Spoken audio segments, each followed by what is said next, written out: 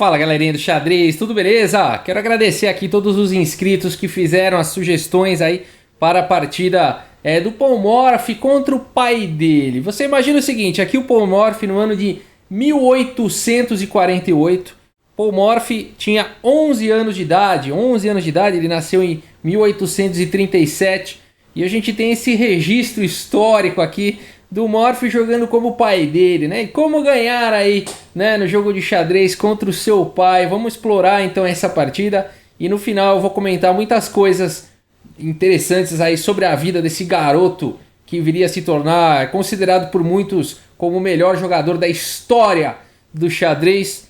Eu vou falar algumas coisas, algumas curiosidades sobre a vida dele. Vamos olhar essa partida então, o garoto de 11 anos contra o pai dele. Por enquanto aqui ele não era famoso ainda.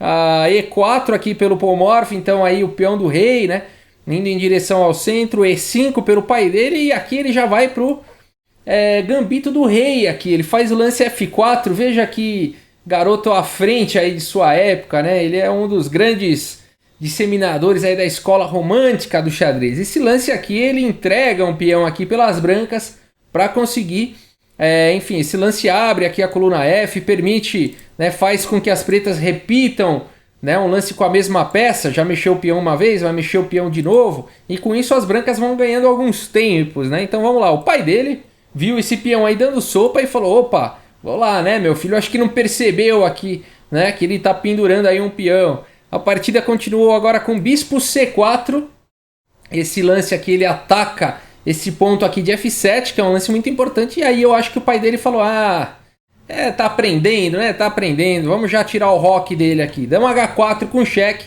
e aqui agora rei F1. Vale dizer, pessoal, que o pai do Paul Morphy não era um grande jogador de xadrez, foi o pai do Paul Morphy que ensinou o Morphy a jogar xadrez, tá? Mas não jogava torneio, nada disso, era simplesmente alguém que sabia jogar, sabia as regras, tá?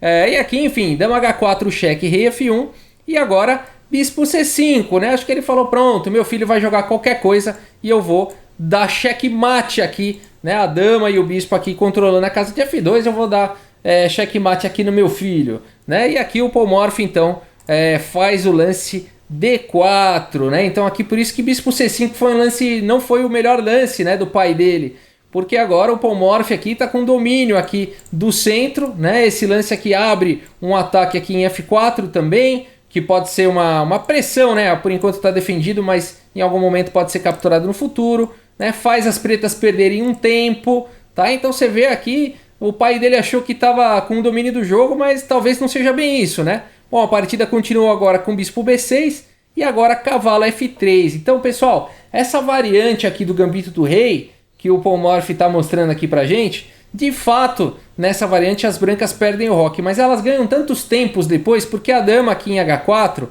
ela fica mal colocada, né? E depois que o cavalo joga aqui em F3, a dama tem que se mover de novo. Então essa abertura é muito relacionada com a questão de tempos, tá? Então veja que conceito avançado para a época, né? Para um garoto de 11 anos, né? E aqui agora então dama E7 aqui pelo pai, colocando a dama em segurança, atacando o peão de E4 e agora cavalo aqui em C3. Veja como o Paul Morphy não repetiu lances com as mesmas peças, já desenvolveu os dois cavalos, tem um bispo desenvolvido, tem um centro clássico aqui, um centro forte com esses peões, né? Existe um ataque aqui em F4, né? Muito legal aqui. Bom, cavalo em F6 foi jogado, pressionando agora o peão aqui de E4 e o Paul Morphy poderia aqui continuar com E5, mas ele preferiu jogar aqui com dama D3. Esse lance aqui protege o peão aqui em E4, então, e agora C6 aqui pelo pai do Paul Morphy. Mais uma vez, não é o lance mais ativo aí da posição, né? É muito importante as pretas jogarem D6 aqui, segurar um pouquinho a casa de 5, liberar o bispo de casas claras e preparar para dar roque no futuro. Tá? Aqui poderia seguir com bispo por F4 e roque, e a gente tem uma partida equilibrada aí, apesar de que a longo prazo, né, a gente pode dizer que as brancas estão aqui estrategicamente melhores, por conta do desenvolvimento aí das peças. É claro que tem um problema, que é o rei aqui, né? Então por isso que a gente pode dizer que ela é equilibrada a partida, mas a longo prazo pode ser um pouco melhor para as brancas. Mas aqui a partida seguiu com C6 e agora o Paul Morphy captura aqui em F4, bispo por F4. A partida continua com D5, foi para isso que o pai do Paul Morphy jogou C6. Agora E por D5 e aqui o pai do Paul Morphy, o Alonso Morphy, resolve dar roque aqui, né? Então antes que seja tarde, colocou aí o rei em segurança, né? Devolveu aí o peão. Como é que tá de peão aqui, ó? 2, 4, 2, 4, 6, 7, 2, 4, 6, né? Então o Paul Morphy já tá com um peão a mais aqui na posição. E ele faz o lance D6 agora, atacando aí a dama. A dama vem para D8 em segurança e agora a torre 1, olha só. Então, gente, cada lance que o Paul Morphy faz tem um princípio por trás, tá? Esse lance aqui ele tem então o princípio de que as torres gostam de jogar em colunas abertas. Tem também o princípio de que você não deve ficar movendo as mesmas peças na abertura. A torre estava lá no cantinho, ó, a torre ainda não tinha jogado. Então, se for para escolher uma peça para jogar, escolha aquela que ainda não jogou, né? Então, torre 1, escolhendo a peça que não jogou, colocando ela na melhor coluna, né? A coluna aberta. Então, cada lance que o Paul Morphy faz tem um ensinamento.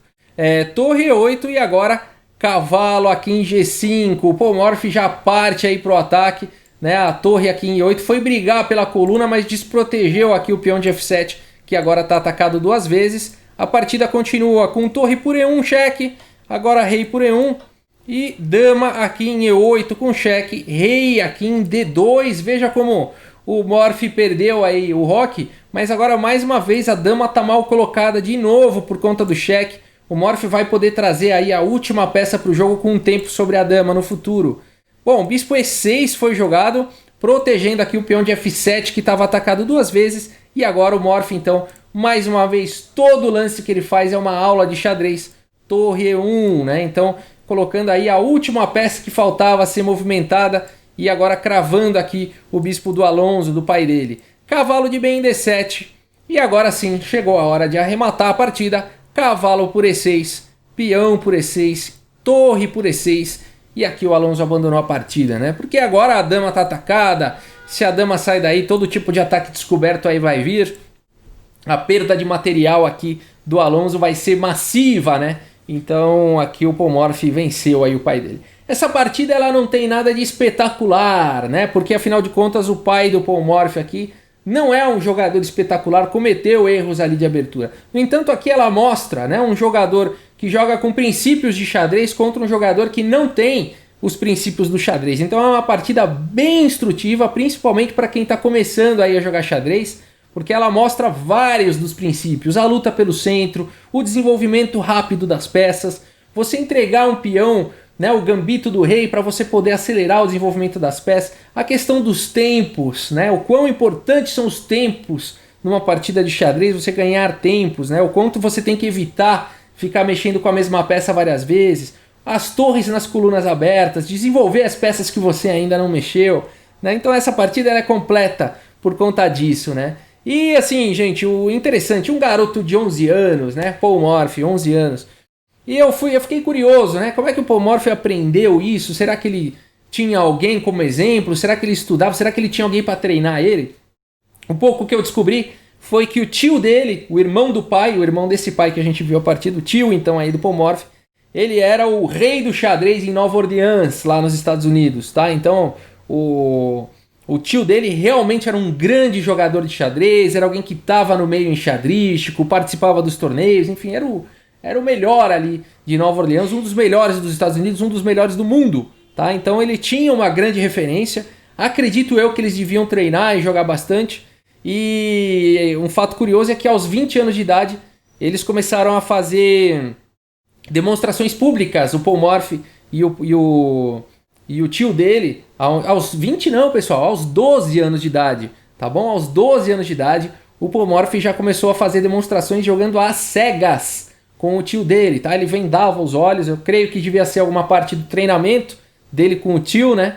Onde o Paul Morphy então vendava os olhos e jogava as partidas inteiras ali com o tio dele, enfim, e anos mais tarde ele viria aí, tempos mais tarde ele viria a começar até a ganhar do tio dele, enfim, e aí ele começou a perceber que ele ganhava de todo mundo em algum momento, desafiou o campeão mundial da época, o campeão mundial se recusou a jogar, e ele foi para a Europa lá desafiar o Anderson, desafiar toda a galera. Quem acompanhou aí a saga dos campeões do mundo de La Bourdonnais, a Magnus Carlsen, que é a playlist aqui do canal, viu um pouco aí da história do Morphy, que eu acabei contando no canal.